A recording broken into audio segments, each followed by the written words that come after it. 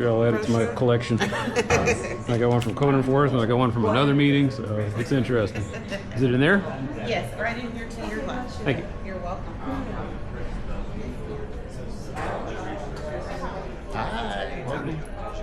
Here's my paratransit ID number. Do you know your paratransit ID number? Yeah. So you just tell them, hey, I'm a paratransit customer. Here's my ID number. And I'd like to book a Go-Link trip, and they'll set you up just like that. Is it anywhere? Yeah, Yeah, wherever I've you been like. avoiding going that far. And for example, right now, Last mile. we have two churches that we work with where if someone calls the church and says, Average wait I time need help paying this fine, Go-Link and I don't know what to do because I can't pay my bills and my fine at the same time, then they send me out. you just So we don't even have to look for those kind of people. get off the train. I know. All in all, Right. They should at all of these. part of life. And Yeah, so you and can you have to, the churches have to you might as well go to the church. They don't take reservations. You can book it. That doesn't affect it. But they're saying they're gonna put. Oh, yeah. They're gonna. How are you? It's supposed to be. Yeah, it's supposed to be 100 minutes. How did you come up here 20 today? minutes where I can find the. But That's my normal primary source of transportation. I gotta come to these meetings and voice my opinion and everything.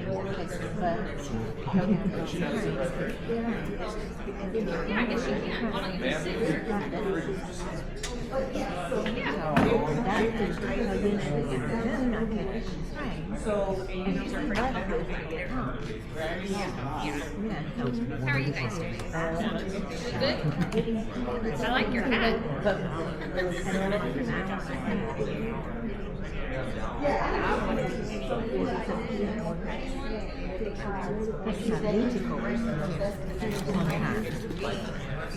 Thank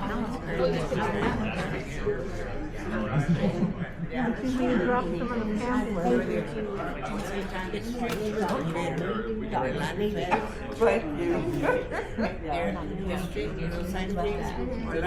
Oh, I know about I give you a lot of examples. You don't have to give me examples. I trust you to be careful. Thank you, sir. I know my voice is heavy.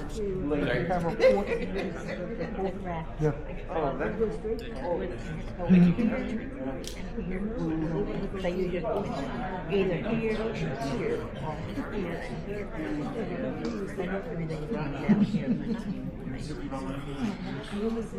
And let me tell you something.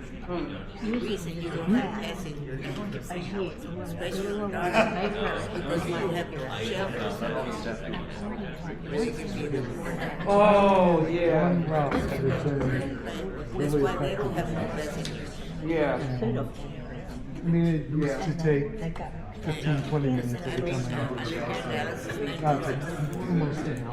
And I know all the routes and why they don't have passengers. They want to increase how much the bus needs to twist and turn just throughout the route. We need to increase that.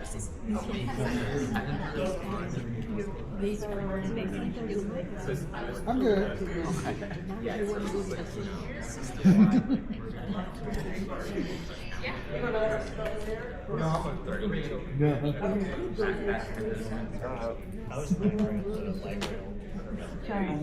Chris is here representing It's always Dark fun to Age. bring like teachers. I missed the train by many minutes, but I didn't have coffee. Definitely not my areas because you see at the regular town hall meeting, you only get 2 minutes. Some people go, they try to go fast, but they have Okay, we're only nice here. No, they just,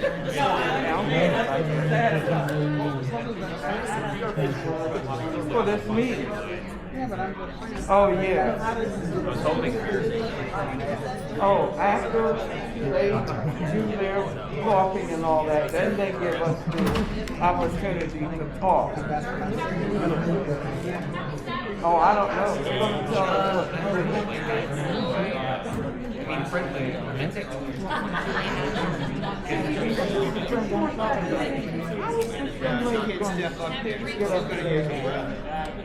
And Mark Walker. Incredible. Why they decided to have it here, but not in some of the hot spots that they use. So once you get out of But you know what the 1% is, right? 1%, it's the every time you take anything like a grocery store or a restaurant or anything that has sales. That's at 11 o'clock last night. I figured That that's adds up quite a bit. it's bitter. So that's why I'm saying they don't need to keep them crispy. If you're receiving back from your 1%, and the guy says hang out with Hospital and Irving, no fares through it. Yeah, because they got the opportunity. They got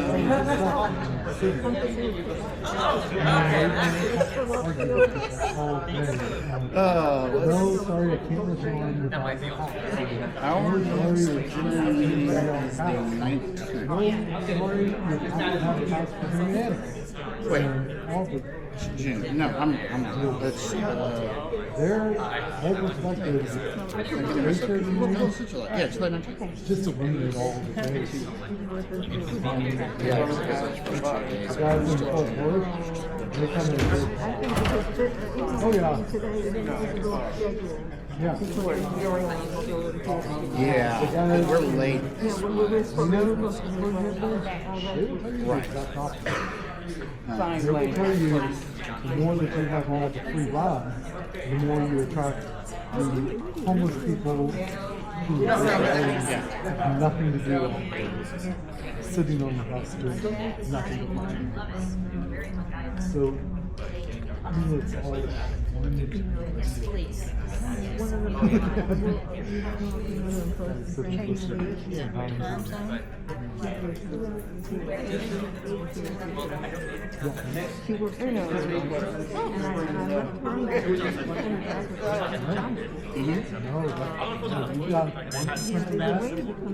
So 7.25 goes to the city, 1% goes to the actual dog.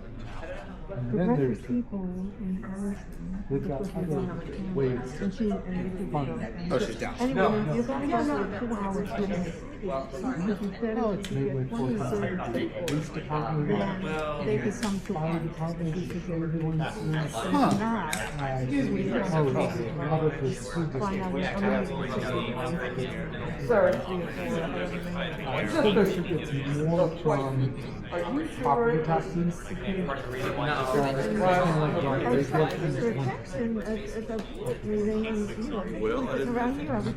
don't like to walk with that. There's probably a lot of places I brought him I shouldn't have brought him. He's not the only one I'm screwing up either. So. oh no. So we should get the members front rows, not back rows. No. It's like in the dark. He's been around me before, 2 dozen of us. but he does get offended with customers. He does offend him. I like those. Well, that's what I'm talking about. Maybe I'll take him out for a cherry lemonade after this, just to try to You should have got some earplugs. make perhaps so. Yes, ma'am. Well, they got the podium turned around. Yes, ma'am. Stuff for water Wait, they're It's gonna not change kind of mean. stuff for handling homeless Oh, no, but people. that may be for the. Got that the way stuff they're for gonna what change happens the when you schedule have time for some each sort of major For the frequency, yes, ma'am. outbreak in a building. But anyway, That's how that Bus, I don't know public whether bus. yeah, it's too late for shut this it down part today of or start do they into. need to Thank you. just But, repair it? you know, if there's any recall election, Soon happens. Sorry, yeah. Animal control. That's at 339. It is a public service. So, They are using that money to make the city money. I don't know. I would say He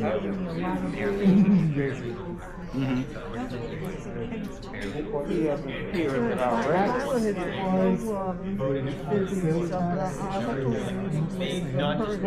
the way that they can Oh, yeah. I can agree. for example, paying more for water.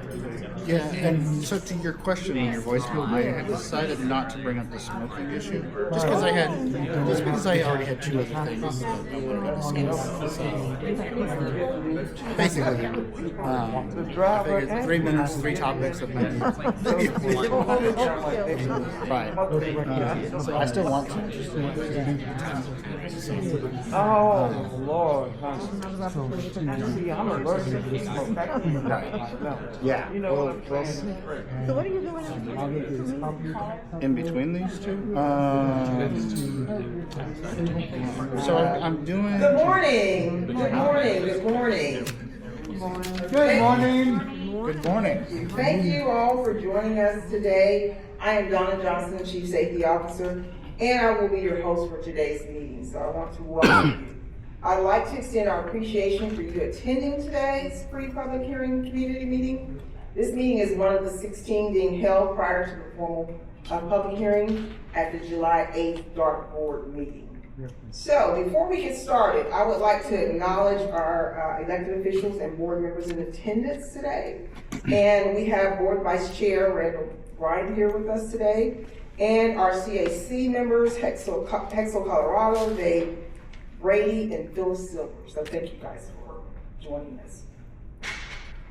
Now I will turn the meeting over to Don Gorman, who is from our Community Relations and this morning's moderator. Welcome, Don.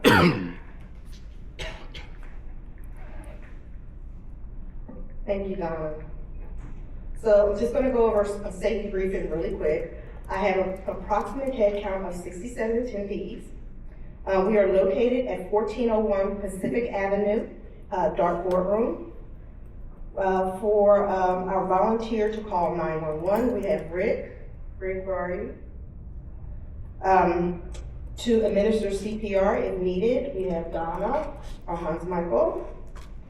To retrieve the AED, which is located by the security desk, we have Kay Shelton. Kay. To assist our EMS ambulance greeter, we have Carlos Porto, who will bring them in if needed. If we are to, or if we're needed to evacuate the building, if there's a need for an emergency, we're going to exit this door and we're going to go to our left and we're going to go to the Federal Street. Across the street we will go and we will be clear of the building. If there is a severe weather incident, we will go outside to where our escalators are located or to our elevators, and we will go down to P2.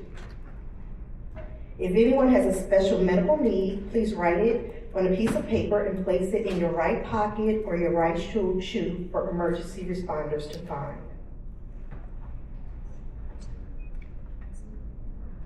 So just to go over a little of the housekeeping rules, please hold your questions until after the presentation.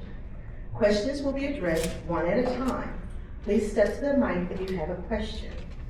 If you need assistance getting to the mic, please raise your hand and a staff person will assist you.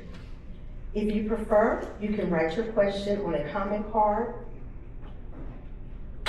And you should have received one of these when you walked in. If you have not, if you could raise your hand and one of our team members will bring one to you. Please stay on topic. Questions about potential 2026 service and fare changes will be addressed first. Use of profanity and inappropriate language is prohibited. Questions and comments can also be submitted via dart_townhall@dart.org. At this time, I will turn it back over to Donna.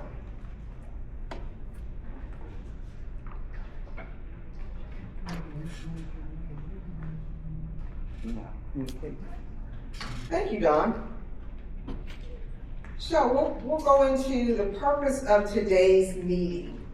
And purpose is to obtain your feedback and on the range of potential changes, service changes, and fare changes for 2026. Your input will help us understand what is most important to you and use that information to shape recommendations for the DART board to consider in August.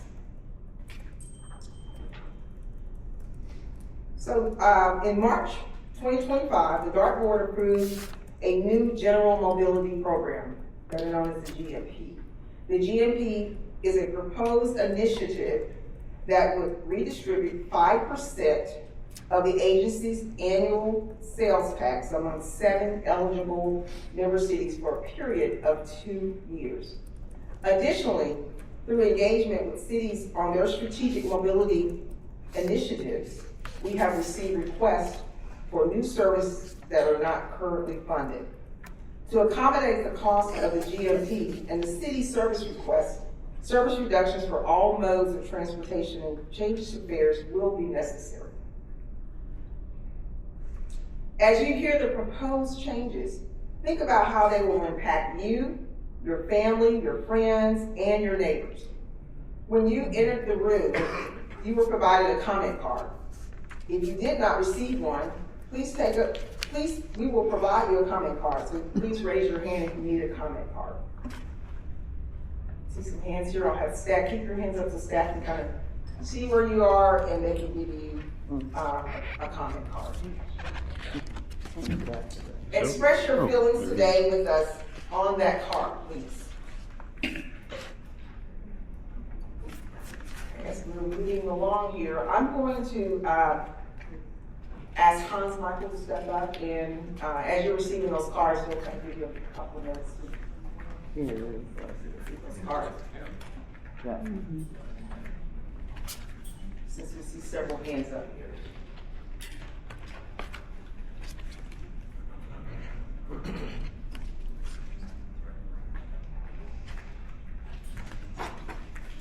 Okay, so we're almost complete, so Hans Michael.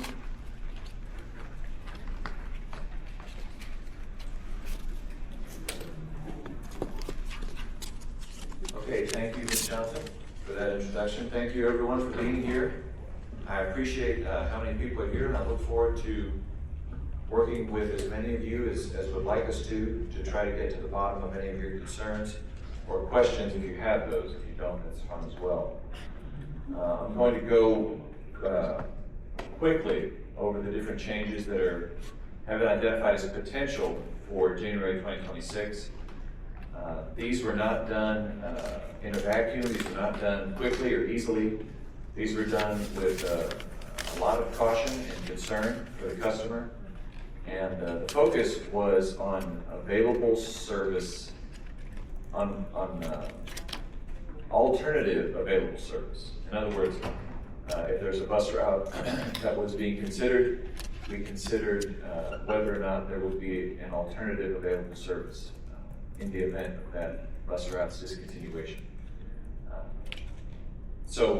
Also we tried to avoid the midday times and the weekend times, affecting those. That's where our ridership has grown the most since the pandemic. And so we try to minimize the ridership impacts, but chief among our considerations was alternative service available. So I'll start now and go through the discontinuations, and then we'll discuss the frequency reductions, and then we'll talk about some service area city requests that are new services that are potential as well for January 2026. The first is Route 209. This is in north central Dallas and connects SMU Mockingbird Station to downtown Dallas. Alternative services available are listed here, and the most convenient one would be Route 105, or the Kidney Avenue trolley. Route 225 is in east central Irving. The available service, if this were to be discontinued, as has been identified as potential, would be the north central Irving GO Link, which is turned into one of our busiest GO Link services that we offer. If we zoom north to Plano, we've got two routes in Plano to discuss. One is Route 234, which is an extended east-west service. The alternatives available would be a proposed potential citywide building service in Plano, or Route 241 for the segments of Legacy. Also, Route 242, we're going in numerical order, sorry, not geographic order. So we're going in numerical order. We got Route 242, this one is in Lake Highlands, Garland area, and it serves mainly along Walnut Hill, east and west. Alternative service available would be the Lake Highlands GO Link, or for the segment of it that is on Northwest Highway down to the eastern end, that would be Route 20. And then 254, which is back up in Plano, so geographically we're back up in Plano. This one connects Northwest Plano Park and Ride to Parker Road Station, mainly via Legacy. This is one of the newer bus routes. If it were to be discontinued, the alternative service available is the proposed citywide Plano GO Link, I mentioned already. Route 255 is in, which you could say is North Central Irving, near North Central Irving. It connects Dallas College North Lake Campus Station to downtown Irving Heritage Crossing Station, mainly along Story Road. If this were to be discontinued, the alternative service available is both 231, which does something very similar with the endpoint and the beginning, the origin and the destination. You could still reach those using 231, but also you can use the North Central Irving and South Irving coding zones. Route 305 is a different type of service. We're going in numerical order here. So Route 305 is an express service. It's got limited access. It goes on the highway. It connects Addison Transit Center, soon to be Addison Station, to downtown Dallas. If this were to be discontinued, as has been identified as a potential, an alternative service available would be Route 239, which is similar in that it does spend some time on the highway. It doesn't spend as much time on the highway, so it comes off sooner and it goes on later, and there's more stops there, but it still connects to the same origin and destination. And a similar situation for the 378, this connects Redbird Transit Center to downtown Dallas. If this one were to be discontinued, as has been identified, you could recreate the customer experience by taking Route 109 to either Route 9 on Jefferson or to the rail in Parkland. There's other things you could do to try to get to downtown in a convenient way, but it will not be the same direct connection that's available today to Route 378. I believe this is the last one. This is Route 383. This connects Lake Ray Hubbard Transit Center to downtown Dallas. Alternative service available is Route 224, which is similar to 239. It spends a little bit of time on the highway and then comes off and goes regular service to downtown. So shifting from bus service to potential discontinuations in on-demand service, one of the zones that has been identified is South Dallas GO Link. This is not ridership related because the performance of this zone has exceeded our expectations. It's very popular, it's very used by the community, but because of the abundance of alternative services available, depending on how you count, there's up to 9 bus routes that serve this neighborhood, as well as 4 light rail stations. It kind of separated itself from the other on-demand zones as an option in the identification of potential discontinuations. Also, something that staff has identified as a potential discontinuation is the GO Link zone-to-zone pilot program.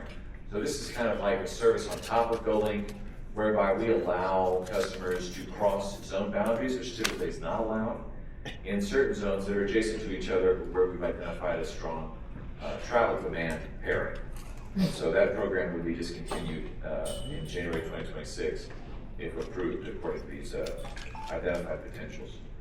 In addition, the frequency changes that we're discussing would impact rail and bus, so this has to do with all of them. For light rail, it would go from 15 minutes in the peak to 20 minutes all day. And then on the weekends, 30 minutes after 7, and the rest would be 20 minutes.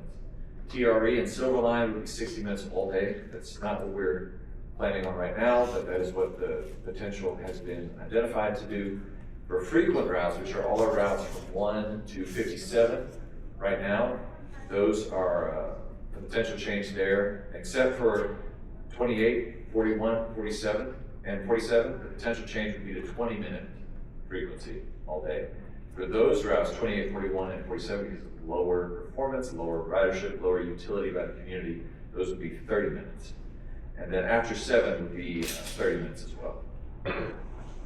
Okay, so if you move into the 100 series, which is Route 101 to 122, those would be reduced to 20-minute peak service. Right now it's 15. And then after 7 p.m. would be 60 minutes. And then weekend service would be 60 minutes. So weekends and then evenings would be the same. And then for local coverage bus, now these are all the bus routes going from 200 to 255, all those local coverage routes, their frequency, the peak frequency would remain, which is 30 minutes a day. But instead of 40 minutes on the midday and the weekend, that would change to 60. So it would go from 40 to 60. Right now it's 30-40. In the future, it would be 30-60. And the express bus, one of the ones that are not identified for potential discontinuation, Route 306, it would have its frequency adjusted from 15 to 20. Right now it'd be 20, that would match 308. Okay. Apart from these discontinuations and frequency reductions that I've just discussed, there's another group of potential changes for January 2026, and those fall into this category of service area city requests.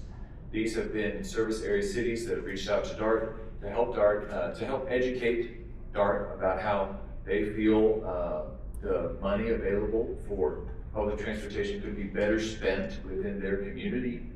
And so these have been the result of extensive coordination with these cities back and forth.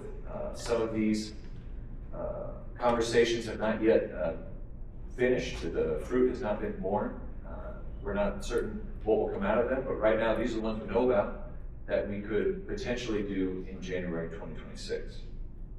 We're already planning some minor modifications to be implemented in September, and I can talk about those if you like. So the first is the Addison Golding Zone. This would be a new on-demand zone that would basically cover the town of Addison, which you may not know is rather small. It's about 4 or 5 square miles. So that's what this would do. Also, there's a shuttle that is potential for Addison. This would mainly be along Quorum. It would go up to Keller Springs and then go down to Village on the Parkway there, that shopping center, on the east side of the tollway. Also, there is a potential Plano citywide Golding service, which you can conceive of as a Plano Golding zone. A Golding zone in the shape of Plano is what the potential is there. What you see on the screen is what bus service would be remaining if this were to be implemented. And the red dotted lines are the current zone boundaries. Also, East Telecom, which is partly Richardson, would be modified.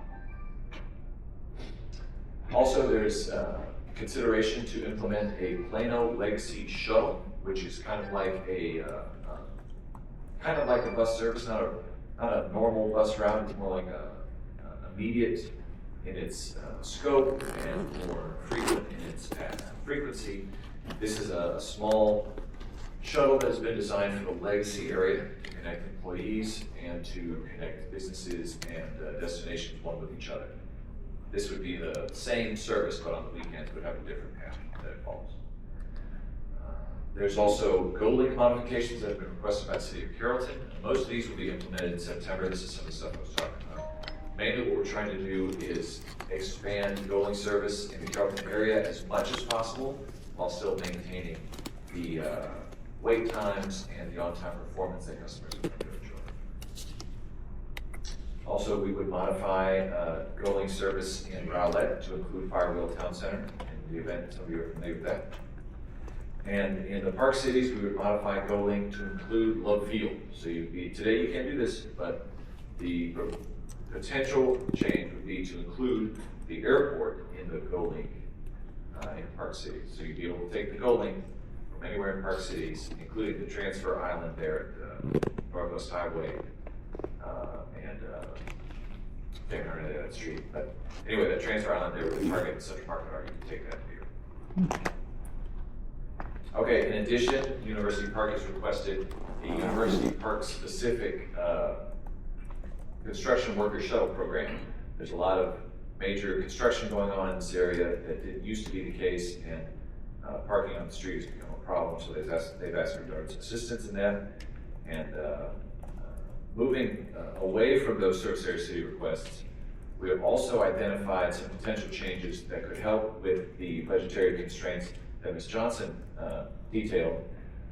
One of those is the deployment of what we call GoLink rally points. If any of you have taken GoLink at Cypress Waters in the past 6 months, you know what these are. But basically, it's a change from getting dropped off and picked up wherever you like to getting dropped off and picked up at specific pre-designated locations, kind of like bus stop works. And also, there's some consideration to reduce the coverage of paratransit, ADA paratransit service. Right now, DART covers the entire service area, but according to the law, 3/4 mile buffer service around fixed route is allowed. So what does that mean? That means around our bus routes, around our train lines, you go 3/4 mile in each direction and you create kind of a zone along those things. It would look like this. That would be where you can order paratransit service. I believe in the fare section, we'll discuss a little bit more about service outside of that zone, but the dark green area is what you see here, is the identified potential change to paratransit. Okay, with that, I'll turn it over to our esteemed representative from the Finance Department. Thank you for your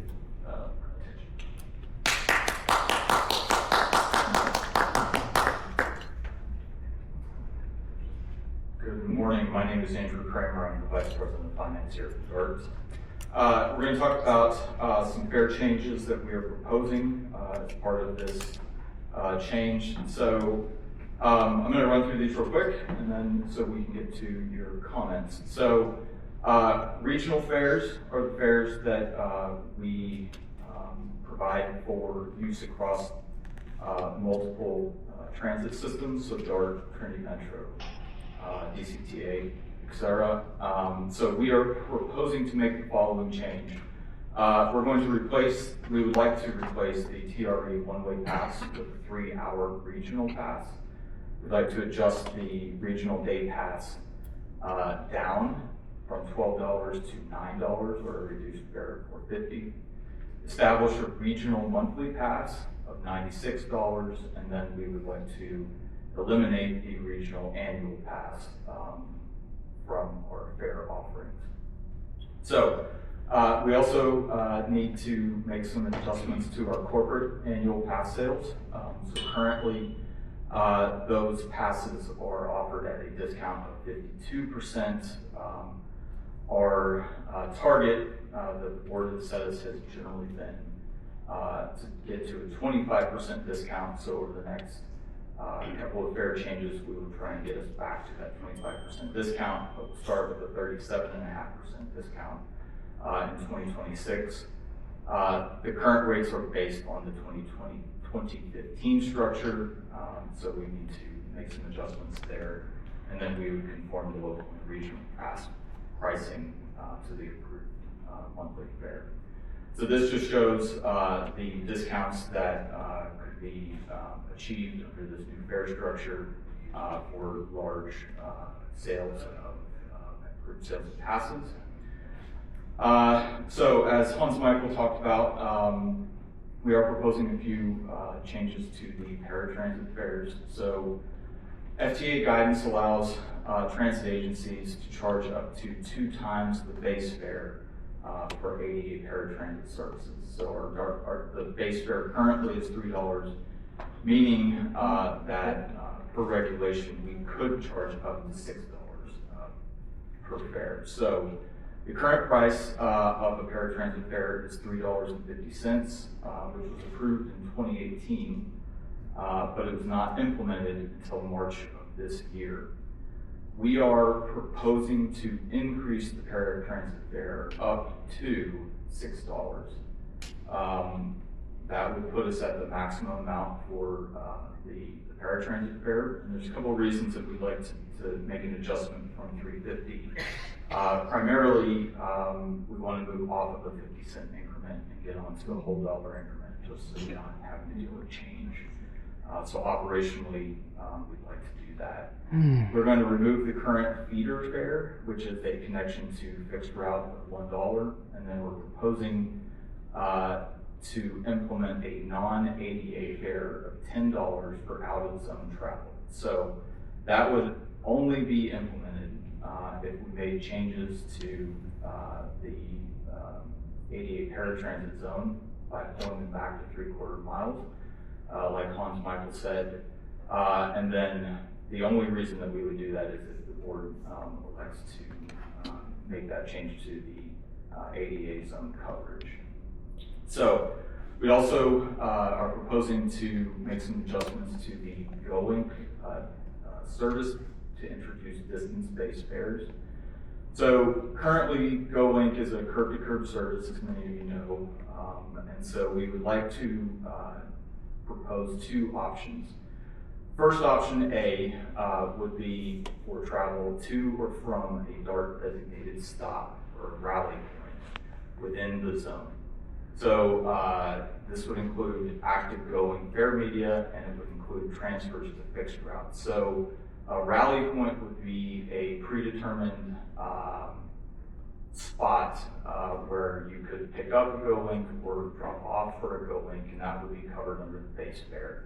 So it's very similar to what a current bus stop structure would look like.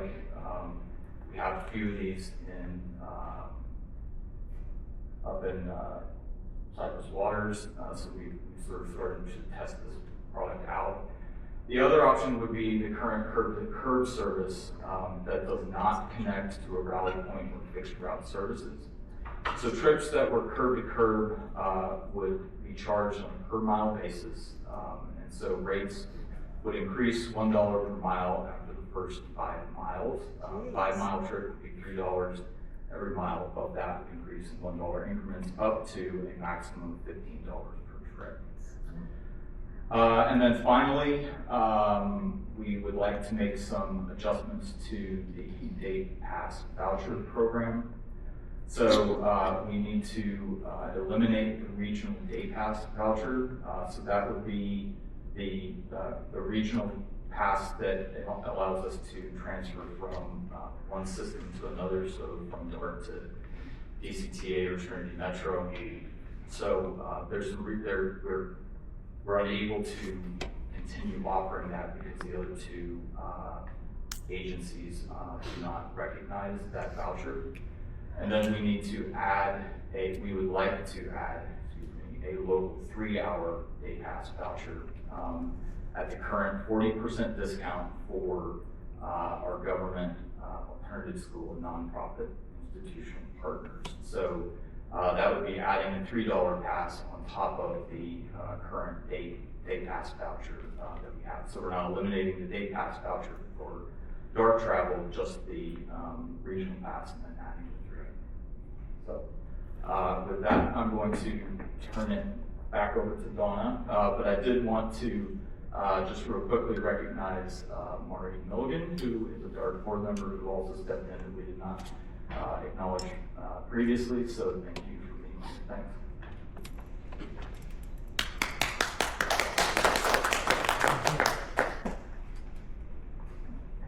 So thank you, Don, Hans Michael, and Andrew. As we proceed on to our next step, so here are the calendar of events.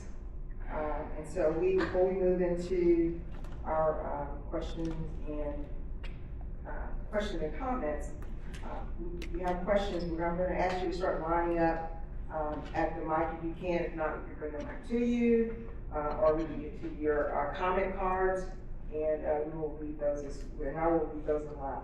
Please keep in mind that we need you to understand your highest priority. We need to understand your highest priority so we can ensure the board has the information they need for a decision. The potential service reductions are just that, the potential considerations subject to board action later in August. Remember, as we work to develop the FY26 annual budget over the next several months, we are looking to minimize the impact on service and riders. The changes discussed today, this morning, represent a menu of options and are worst case scenarios. Worst case scenarios, I'll repeat that. So this concludes this section, and we're going to move into our Q&A or comment section at this time. Next question. I just want to make sure what I'm not going to do. She said, line up with the map. She said line up at the moment.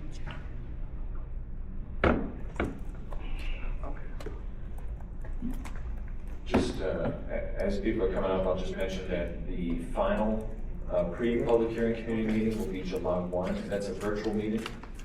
So in the event that you weren't able to offer your comment today or connect with us in another way, that final meeting on July 1, which I think is a Tuesday. I think it's a Tuesday. That will be virtual, so you can join the meeting. My name is Diana Daniel.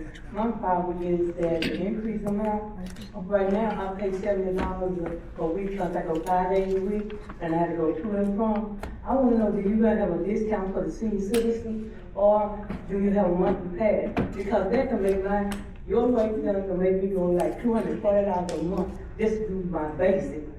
And if I do it at a doctor appointment, it's going to be way over there. So are we going to get a discount for seniors? That's what I'm asking.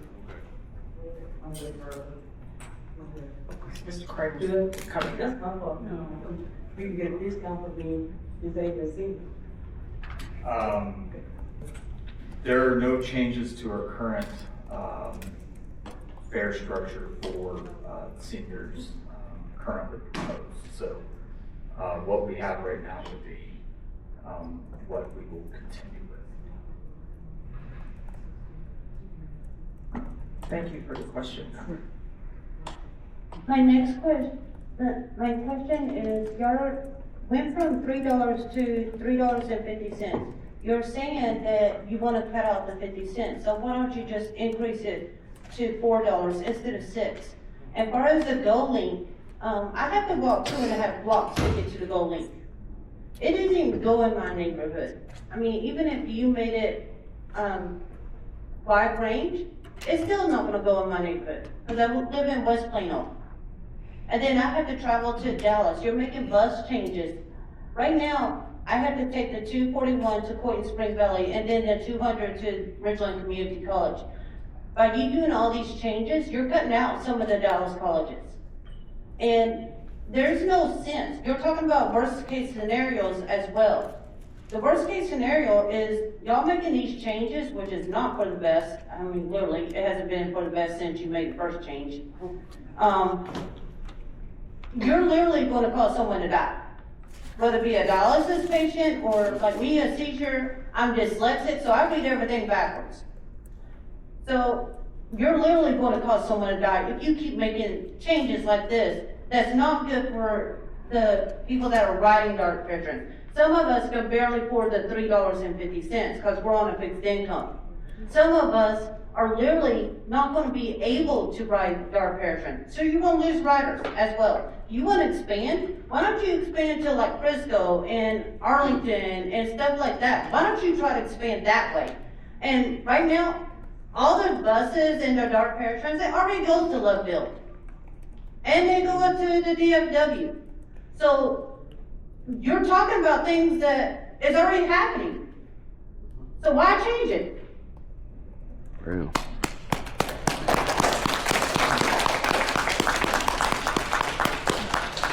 Thank you for your comment.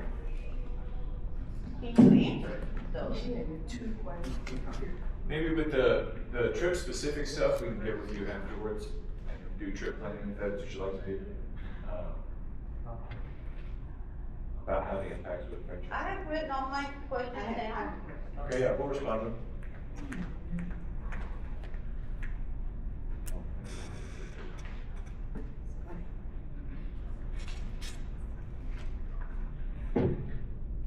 So I have actually been sitting with your survey people, and filling out comments about this for 5-6 months now. And I'll tell you, the really fun part of the whole process, it's not about the fare changes.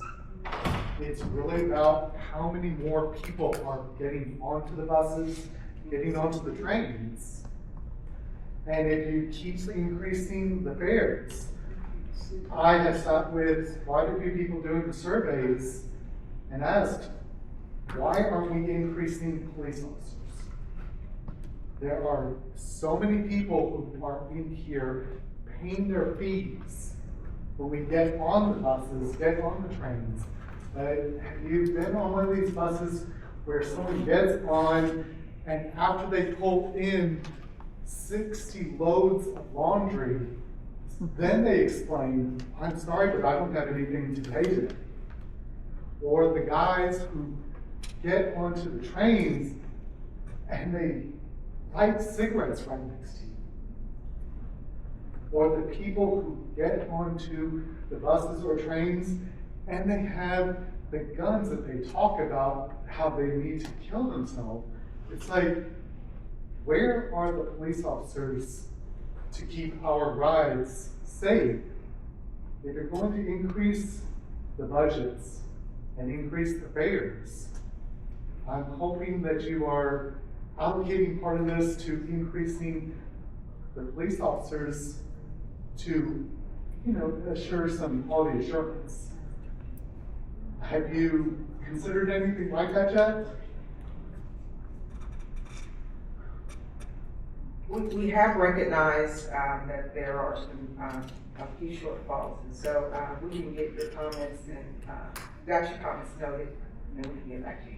All right, I can actually just leave mine right here. I mean, my suggestion, very plain and simple, is you guys need to have like 1 police officer per bus and 2 police officers per train. Thank you. Thank you, sir.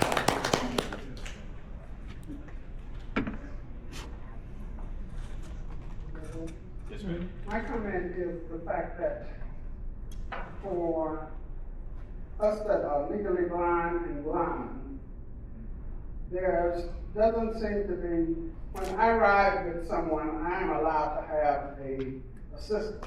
Will that person have to also pay that $6 increase to ride with me, to assist me? No, ma'am. Okay. And also, we talk about this increase. It's going to create a hardship on a lot of seniors that ride with you. I didn't hear anything about a senior discount or a veteran discount. Is that something that's being considered?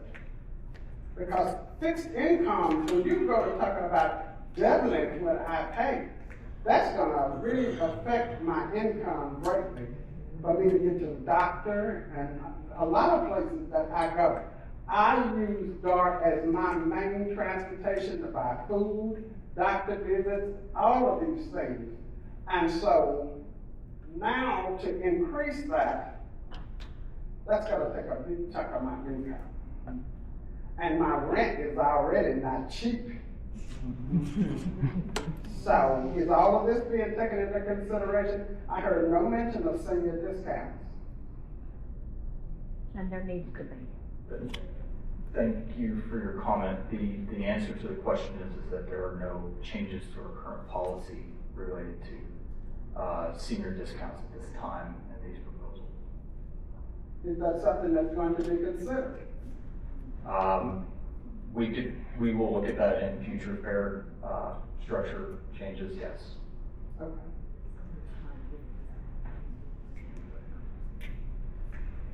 So just to assist, the seniors currently get a 50% discount. So you will need to register with our DART Mart, you can do it online, but you do get a 50% discount. Well, seniors get a 50% discount, and veterans also get a 50% discount, and that went into effect this year. Oh, okay. I didn't know that. Done. She's referring to fair. No, there's no senior discount. So discounts are only qualified for those that are using fixed route and going through our regular, fixed route service.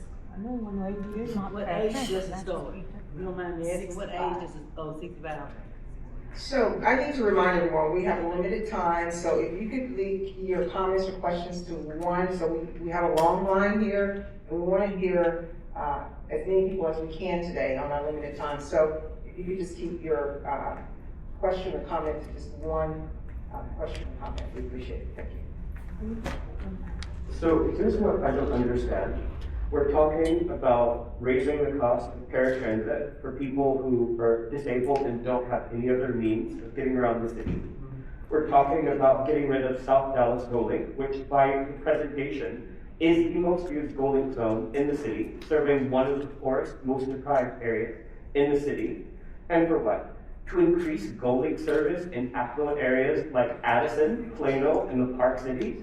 So the people in Park Cities can get their construction workers and their maids to the work, while we in deprived areas we lose the transportation options that we have now. You're talking about charging disabled people on fixed income a higher rate. I just want to understand, how can we justify this? Especially because it was mentioned one of the reasons for this is starting Silver Line service 4 months early. If you just started it when you planned to, would we still need to do all of these cuts? Why do we need to start Silver Line service earlier if it means that disabled people on fixed incomes have to pay more?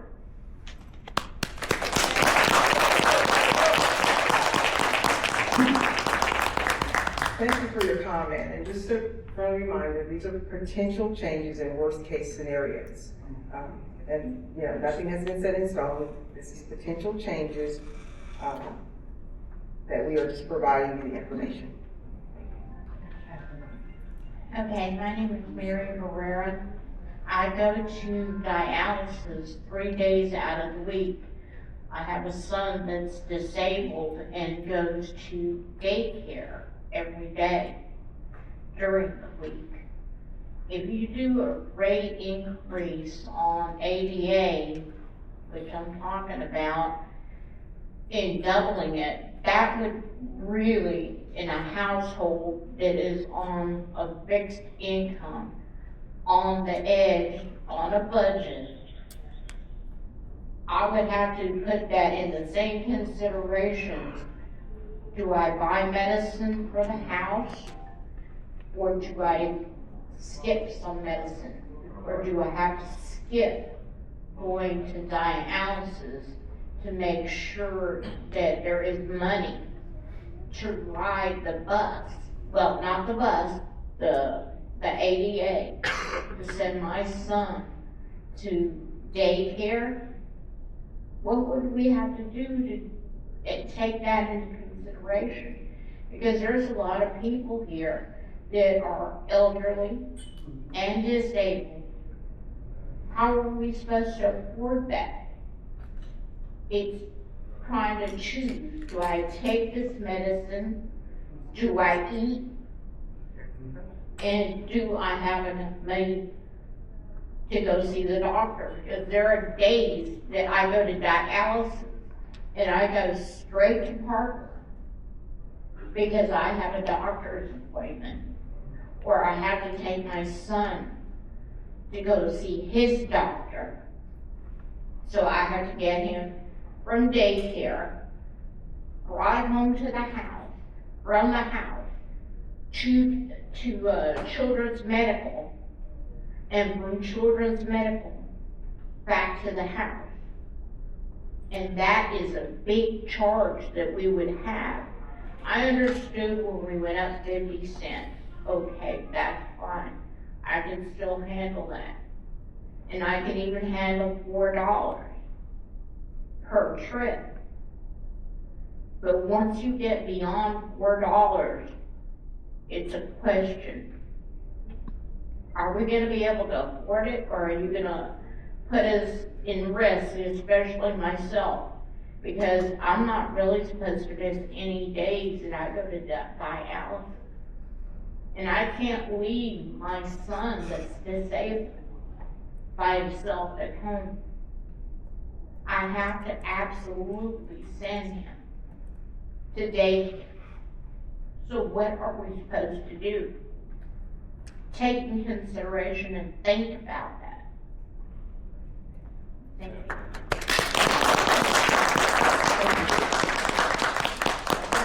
I got some things too to say about us bus passengers on dark and ferry transit.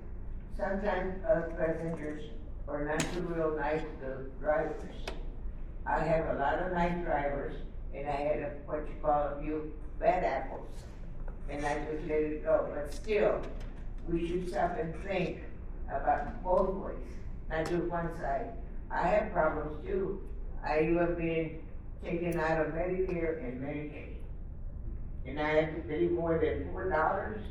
To me, I could afford $4, but still, and what we need right here is a lot of bus shelters, a little more bus lines, because I used to have 2 and more 4.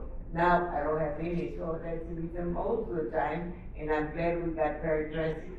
But I like for the ferry transit people and the ferry dark people to talk to me, and I can tell you a lot of things about the bus drivers, a few, and good drivers, ferry transit, and a few bad ferry transit bus drivers. Not everybody's a people. We should pay attention to everything, not just one side. And I even put here my phone number so they can call me and I can tell them what is good and what is bad. And the bad thing about ferry transit is those bus drivers, they go by their thing and they go the long way.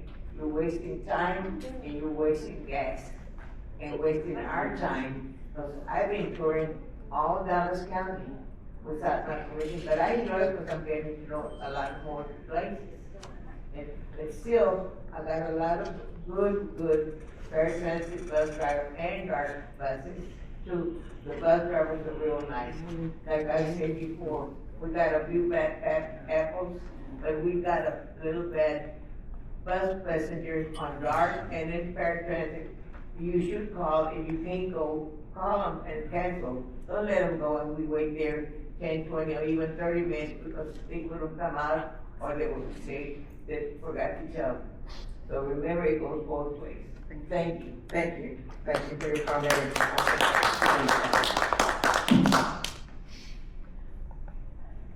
Hi, I'm Risa Weinberger and I live in Dallas.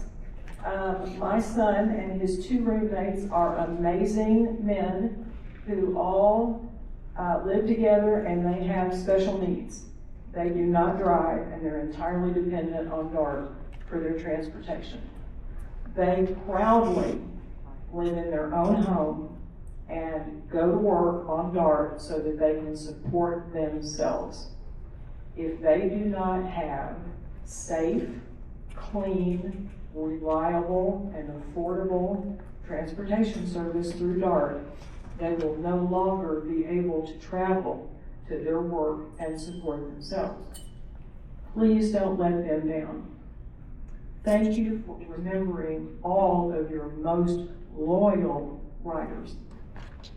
Thank you.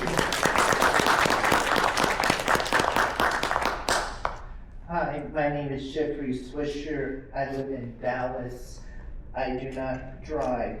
I am completely dependent on DART for all transportation.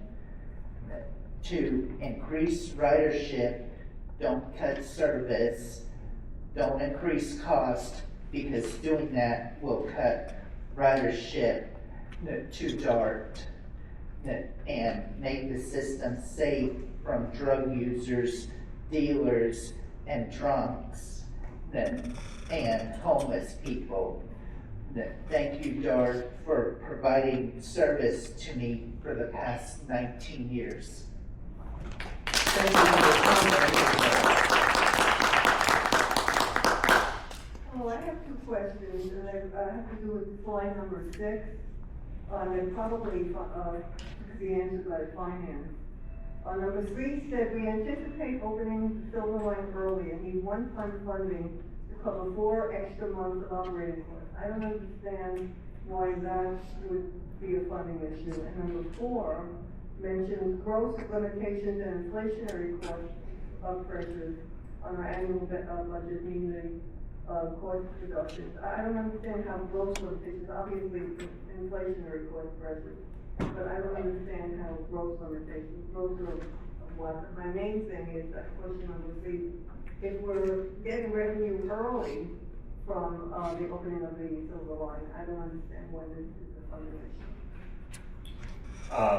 One of the things that the board has asked us to consider is advancing the opening of the Silver Line. Silver Line is run by, similar to TRE, it will be operated by one of our vendors, and the contractual cost of adding 4 additional months to Silver Line is about $9.2 million.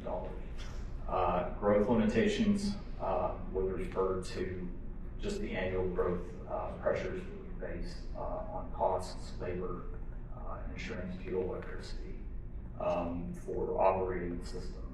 And so we have to take those into account while we are building our budget and making decisions about the services that we're going to provide.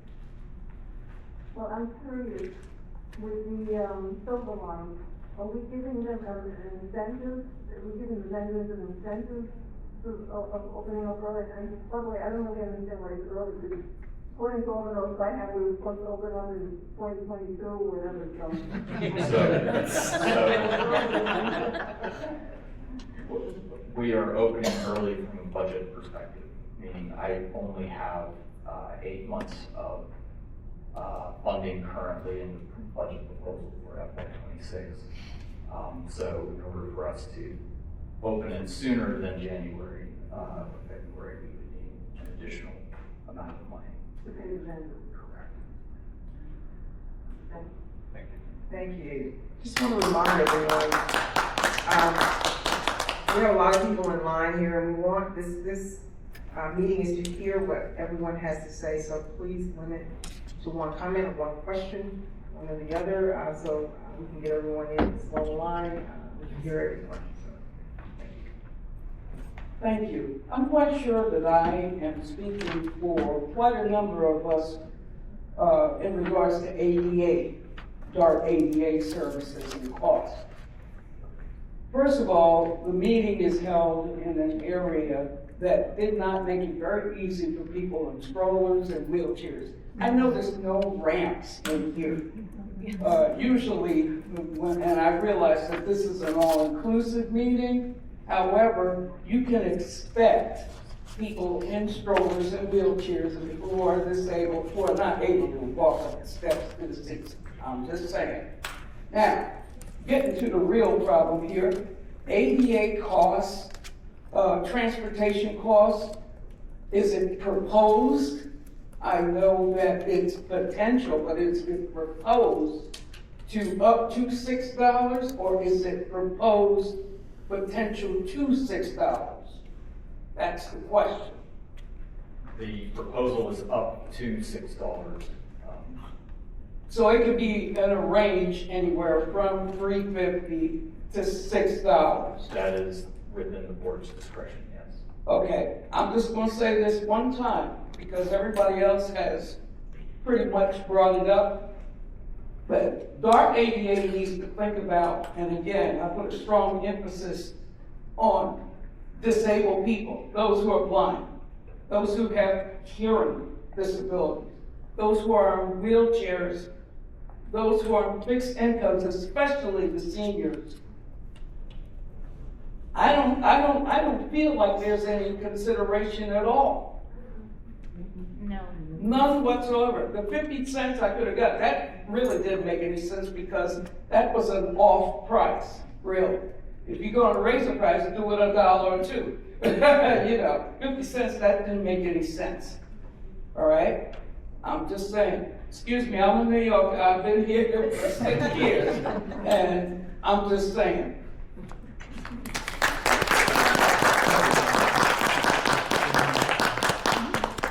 Hi, my name is Patrick. I live in Dallas, Council District 11. I'm also a member of the Dallas Area Transit Alliance. I'm here to speak primarily against the frequency reductions.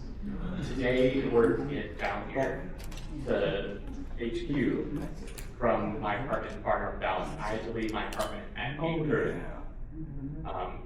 with today's frequency. These frequency reductions are going to greatly increase travel time across the system as riders have to wait longer for connection times or even just to start their trip. I also want to say GoLink services are not a good substitute for fixed route services. While GoLink can be more flexible than a fixed route, it's less predictable and more expensive for the agencies to drive. I'm also opposed to several of the ASM service additions because there are existing duplicative services in that area, and the trips those new services are targeted at could be better served by increasing frequencies on existing routes, or maybe a couple feet of sidewalk to make a connection easier. Thank you.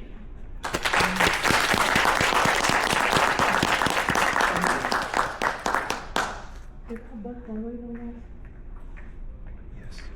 Okay. You still need Is our bus service gonna wait on us? Okay, go ahead.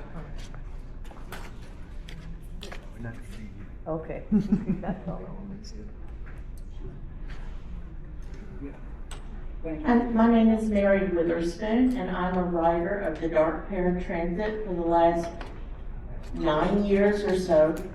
I have been to one of these meetings before where, again, you've mentioned that there's a $50 million savings that you're targeting to get.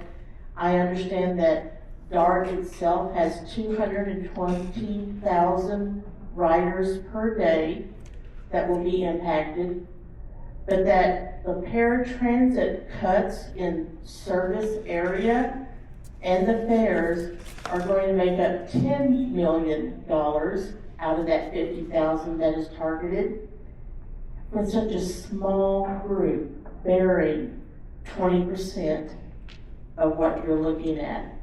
That's my concern, because those service area reductions include medical facilities and other things that are critical to our lives. So thank you for letting me make that comment.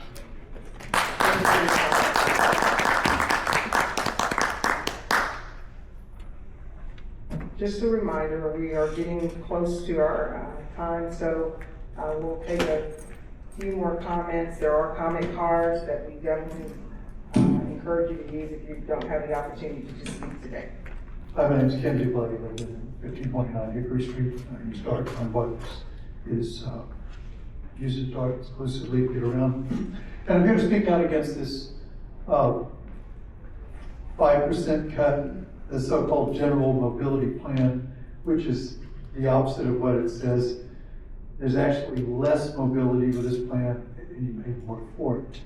Now, we all know where this came from. Where this came from was a group of people were trying to cut DART by 25%. And so we went down to Austin. We fought that 2 days. And I was there 23 hours, and we basically set those hostages free. So here it is, there's a hostage negotiation going on, the hostages are free, and DART's still trying to pay ransom. Now this is going to result in reduced services for people that need it most. And the people never agreed to this. There's 13 member cities in DART. Each one of these member cities agreed that out of $100 that's spent for retail, there's going to be $1 going for public transit for DART, not 95 cents. The public never agreed to this, and yet we're trying to do something that the public never agreed to. It's time to listen to the people.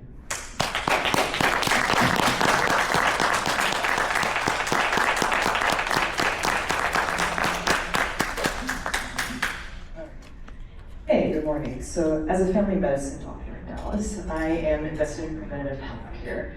I've explained previously how patients I have worked with who express the same sentiments that you hear today would be affected by these changes to DART, whether it's heavy financial impact or limiting their health care if they can't make it to their appointments. And some of us have expressed the injustices faced by our vulnerable communities with these under-reduced services. In addition to all these concerns, I want to highlight how inadequately funded and service DART is a form of preventative healthcare, especially in the form of air pollution, which contributes to asthma, cancer, heart diseases, brain diseases, reproductive diseases, basically our whole body. And a lot of us already have conditions that will be further worsened by increased air pollution. And one of the huge contributors to this is automobile reliance. So if we decrease the funding, if we decrease these services, that means more of us who have adequate transportation will have to rely on that more for the congesting our roads, which means more pollution, more sicker people. And that's something that we should be opposed against, right? We want to have healthier, cleaner air for everyone to breathe. In addition to allowing continued services for folks to get their health and life needs met. So I want to stress that if anyone is concerned that their region is receiving less service value than their contributions to a DART, arguably, you and your loved ones' health benefits supporting DART. We all do. Less sick people means more people who are able to contribute to your communities, spend time with their loved ones, get their needs met, and without significant financial burdens and less healthcare costs. And if you want to talk money, that's where the real savings are.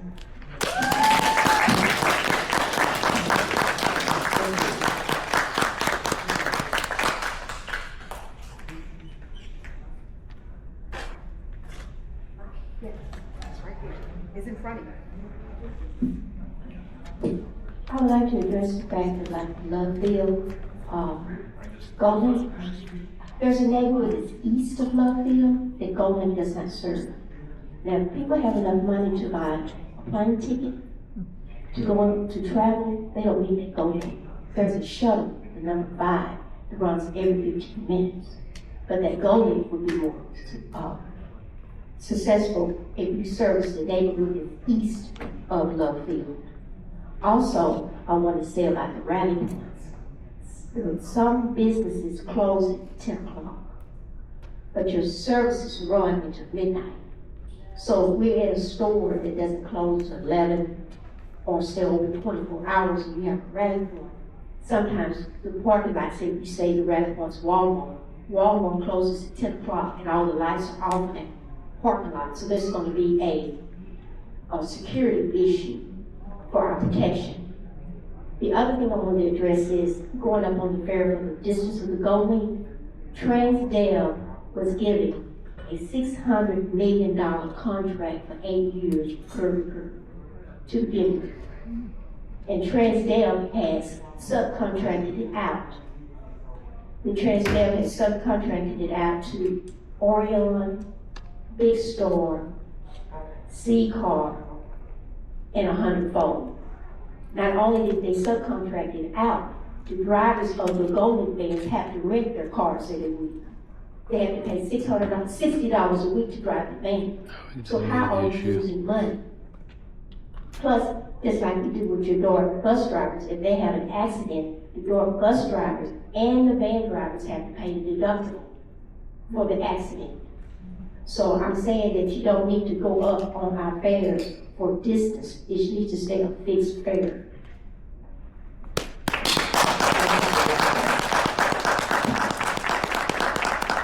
Everybody noted, we're close to time, but what I would ask is that... Can we have more time? 1 second, sir. If you have not spoken at any of our other meetings, previous meetings, we're going to give you the opportunity to speak today. And if you have spoken at our other meetings, we ask that you write your comments down and lend this time to individuals that have never spoken at any of our meetings before. Thank you. I got a question. Wait a minute. Yes. Good morning, ladies and gentlemen. My name is Eugene Dayton. I'm here at the Voice of Casa Catan, a neighborhood advocate for service improvements in the DART system. First of all, I'd like to address the cost recovery inflationary comments regarding the costs and pressures of the agency. There is an alternative, and that is to return and revisit the DART service system prior to January 2022. One example of waste and abuse of funds, we went in one area on 5 routes to 12 routes to cover the same territory. A second territory, we went from 5 existing routes to 7. A third area in the city, we went from 7 routes to cover the city to 14 new routes. I can't see the justification for that kind of waste expenditure in employees, equipment, and costs, which is a result of today's action. The federal government is planning major reductions in funding across the system nationally. Unfortunately, DART is wasting money. Second, I'd like to advocate for the reinstatement of Route 542 in the North Oak Cliff Hispanic community area. An alternative to eliminating Route 242 Walnut Hill would be to reinstate Route 374 and get a true accounting of the ridership. Our neighborhood has ADA ridership, senior citizens, people who do not own a car and therefore dependent upon this route for their transportation. In addition, it is a complete deception and falsehood to indicate that there is an alternative ridership system. The GO Link service at Lake Highlands does not go east of Jupiter Road, so it eliminates half of the territory. Second, Walnut Hill to East Northwest Highway is greater than a quarter of a mile distance if we have to walk that far to get to the next nearest bus. Just to name 2 of the falsehoods.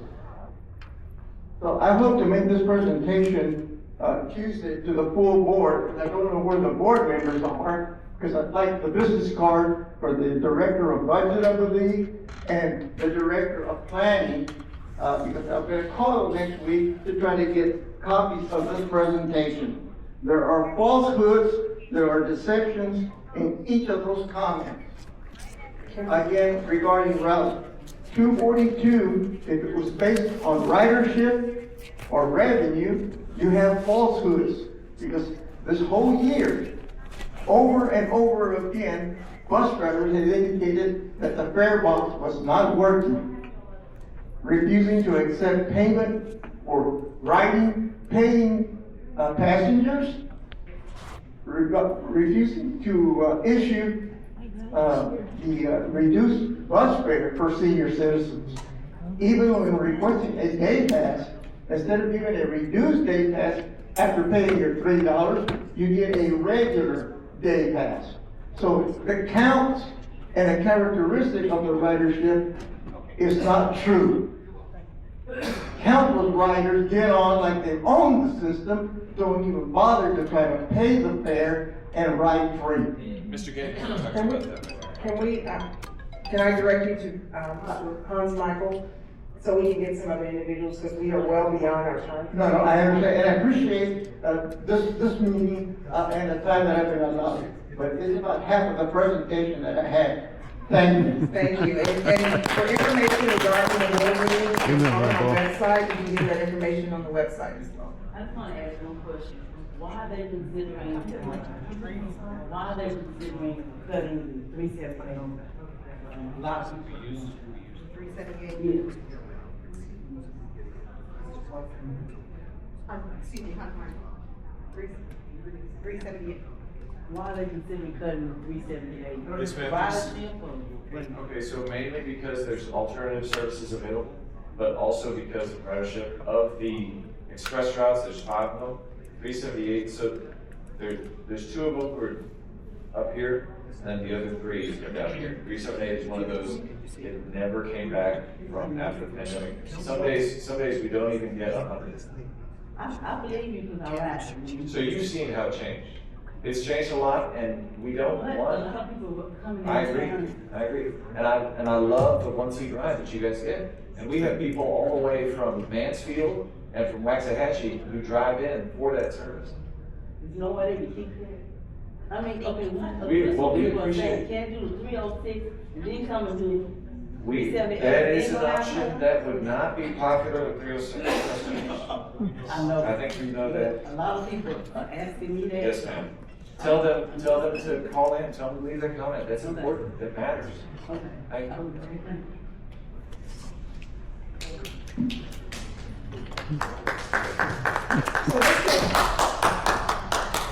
This concludes our Q&A segment of our meeting. Oh, you We should have killed appreciate it. all of your comments. We thank you for your comments and your questions. And I just want to remind everyone, there are additional opportunities for you and your family and your friends to share your concerns about these potential changes. So we encourage you to attend those meetings as you did today. And you cut off for another, for only get an hour to Public hearing speak. community meetings will take place through July 1st, and the public hearings will be at DART headquarters on Tuesday, July 8th. Or we won't get more So time. this concludes our meeting, and we thank you for attending.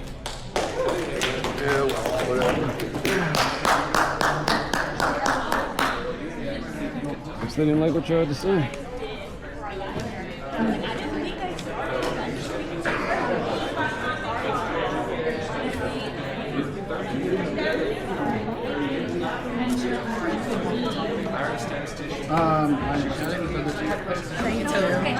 Again, if you haven't turned in your cards, please raise your hand and we'll come and get them.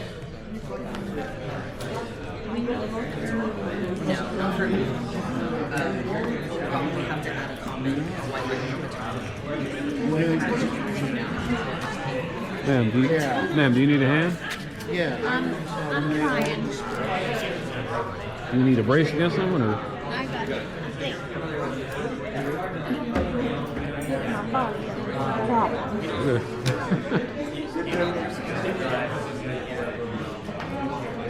I had a fall yesterday and I'm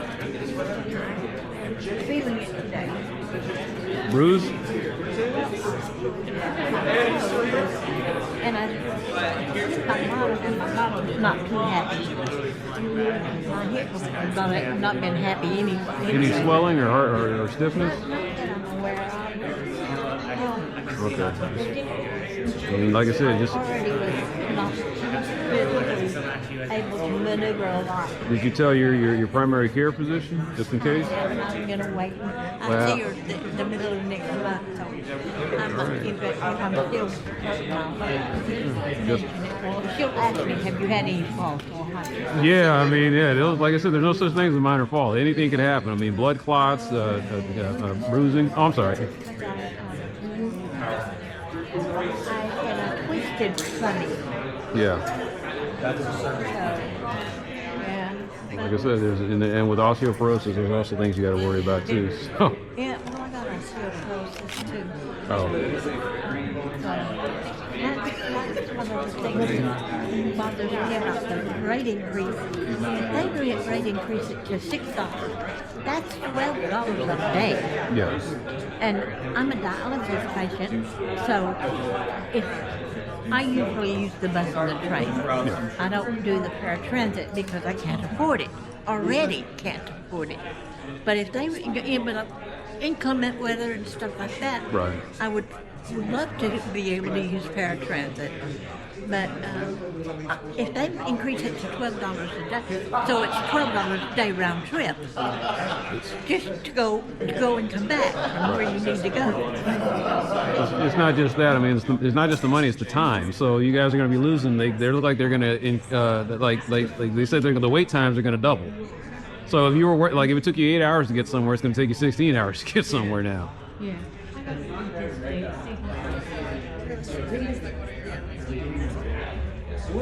Oh, sweet Jesus. This is not good.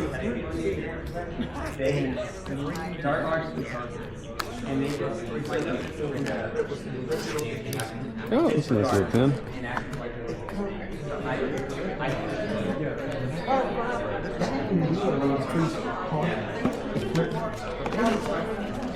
That's just scribbles. Like That's I said, okay, we'll translate it. yeah, probably not. Is there a way we can post something online? Yes. Okay. Yes. So on your brochure, this website right here, Yeah. there's a comment card area. Right. You Okay. can drop your comments there. Appreciate it. Yeah, because they're gonna need it.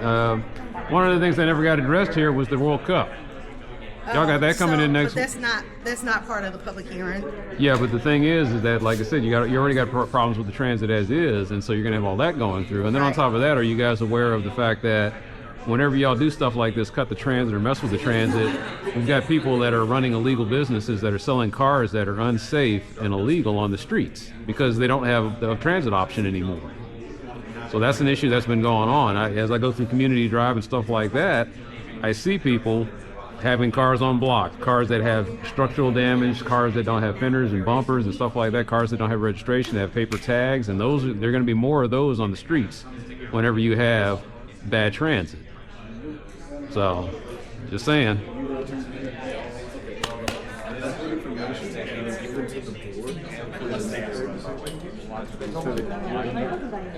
Trust that you guys will make this. But this will be obviously goes back to our police. Let me see if I can get you this. It is like a starting to be like they did, and that was not counted for in the earnings in the annual report, by the way. Oh yeah, I don't think they didn't take account in PTI funds or the trip program. Have you heard of Dallas Area Transit Alliance? Oh, you got a card? We don't, but we did have a meeting in the library at 1:30. They're going to send somebody from DART to come talk to us about stuff. We'll be on the 5th floor at 1:30 of the library. If you're sticking around, you're welcome to join us and ask your questions there too. And PTI was the excess sales tax revenue from COVID grants. Okay. And those yeah, no, I think it's a really good point. And staff has to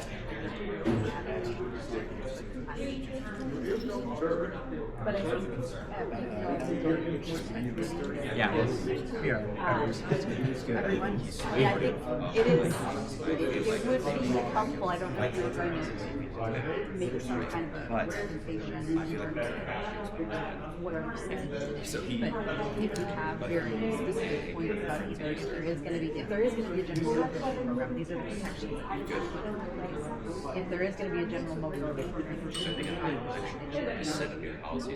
X, if you want to say X, or like you're saying, if you can save things, save free funds, I think that would be helpful. Who would you want us to send that to? Please send it to me.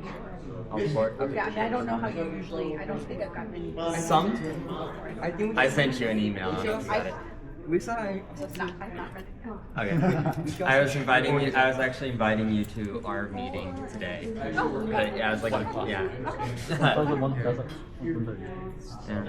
1:30. No, the guy told me 1:30 over there over at the Purple Library. I'd love to go, but I've been up all night, so. Well, if your camera setup going on. Yeah, might as well use it. Yeah. So. Yeah. If you don't, like I said, if you don't mind, I'd cut you out. I trust you're not gonna use it for anything. I'm just gonna go to YouTube. Fair enough. Yeah, you're okay with that? Yeah. So. Thank you. And we've got some time. Trying to see if y'all were part of some Strong Towns group or something. So. We are adjacent. Strongtown's adjacent. One of our members runs the local Strongtown's local compensation. Right. The SCLT. Yeah. Okay. Oh yeah. Okay. Yeah. He's got videos on YouTube and everything. Yeah. They just had the one about the electric bike. Yeah. Exactly. Okay. Yeah, so he's actually the guy who started up that. So I can put you in touch with him. And I think Dart here right now. No, I think I got him from because I'm on Strongtown. Gotcha. I paid or they helped him out. But yeah, they sent me the thing and I just haven't had time to come down there yet. Oh yeah, kind of cool to see y'all down here. Strongtown's great. I think we're all fans of them. Yeah. Everybody here knows who they are. Yeah. I'm a member too. Oh, okay. And you saw the thing about the budget meeting, what was it, a couple months ago? they had the thing where you can do the planner and find out, basically they said that Dallas is broke. So Gotcha. Work-life balance. Yeah. Yes, exactly. About every Thank you. well, I'm glad to see y'all here. Like I said, Yeah. I was worried that I'd come down here and I'd be the only person here and I'd be talking back and forth. So there's a lot of anger, there's a lot of control. Maybe it'll mean something. Maybe it'll mean action. I mean, Hope so. yeah, that's what got we're us paying more money for less service. So that's not going to fly. Yeah. Yeah, next month, the Dallas Urbanist, the local conversation, we do just mixer that's every other month, so there'll be one next month in July. I think he's put it out on social media or will soon before that, but it's like mid-July on a Saturday afternoon. That's what it was. Like, y'all always have it on the weekend, and I work on the weekends. I just happen to be on vacation, and this it's like the perfect confluence of. I said, you know what? I'm gonna stay up all night. I'm gonna come here, get some footage, post it on YouTube, see what people say, see if anybody gets ticked off or whatever, So. You're working a night shift? Yeah. Okay. I know. Miss out on a lot. Well, Hexel would probably, he's been trying to meet everyone. Like if you put your name in on his website, he could arrange a one-on-one meeting with you just to get to know you and what you're interested in and all that. Yeah. And his schedule's pretty flexible, so he could work around your schedule. I think I'm going to try to get him to come down. So I've been working with another group, and they fortunately, it's called the Friends of Bachman Lake, and so I've been. Oh, okay, I've heard of them. Yeah, so I've been going to their little things. The last Wednesday they had their little mixer.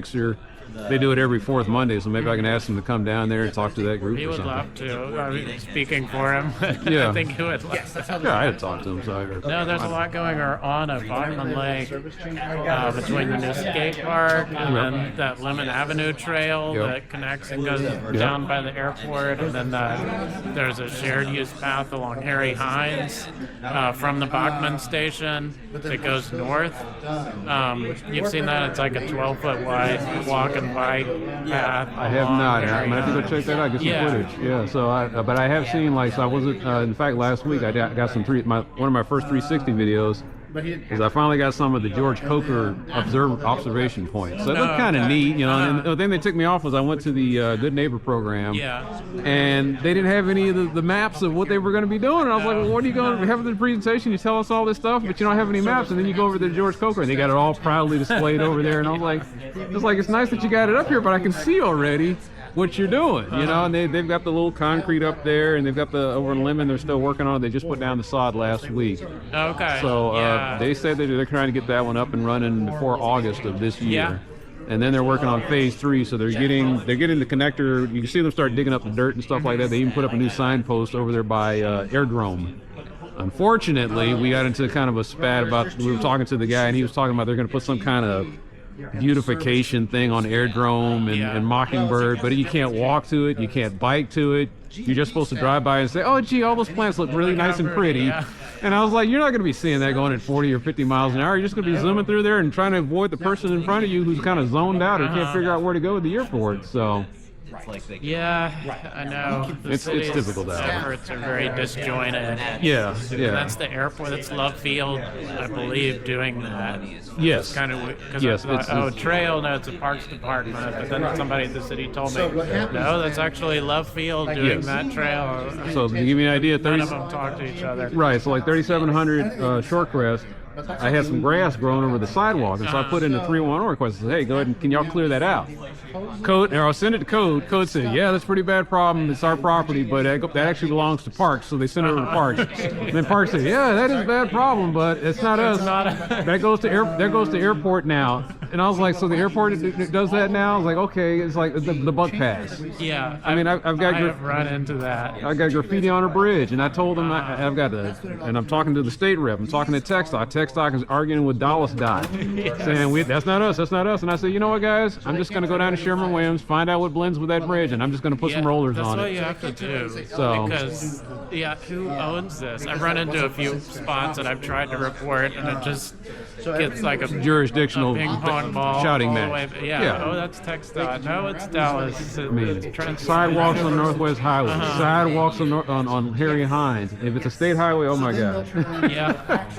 We're recommending this. Well, Based on the Yeah. feedback. We're glad you seem to be working on this hard. It's everybody. I'm glad to see that too, and you know, it's because of the whole climate change thing and Yeah, other it feels like there's something coming together here. All these different groups. yeah, because we're running out of time. Yeah. We got maybe 10 years before. I mean, we don't even have 10 years. I mean, this year has been kind of a mild summer, but how long is that going to last? You know, Yeah. and we've got the heat island effect, and something's got to be done about that. I mean, we've got, and then of course, every time you look on the TV, you turn on the thing, there's pedestrian deaths, there's the bicycle death, and it's senseless, and they can do something about it. Just locked into this terrible trajectory. Yeah. So, we're all over the map, but we're trying to get something done. Yeah. Well, good luck to you, man. My name's Wayman, by the way. I'm Jason. Nice to meet meeting you. you. Yeah.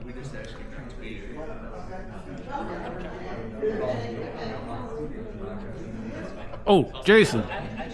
Sorry. Jason. Did you want me to cut you out? No, if there's anything useful, I don't mind. Okay, I have that. And I asked people, and it's like, I've been having this conversation. He's like, I'm sure he'll cut me out, but just I'll ask. Do you want me to? Okay. No, if there's a bit that is useful in your work, you're welcome to use it. Oh, I'm just the guy posting stuff that I see on the thing, and the people can make up their own decisions. Yeah. I'm hoping that they're smart enough. You know, I don't have to put spin on anything. Uh-huh. Plus, I'm lazy. All right, Jason. Okay. Yeah, I'm thinking this way.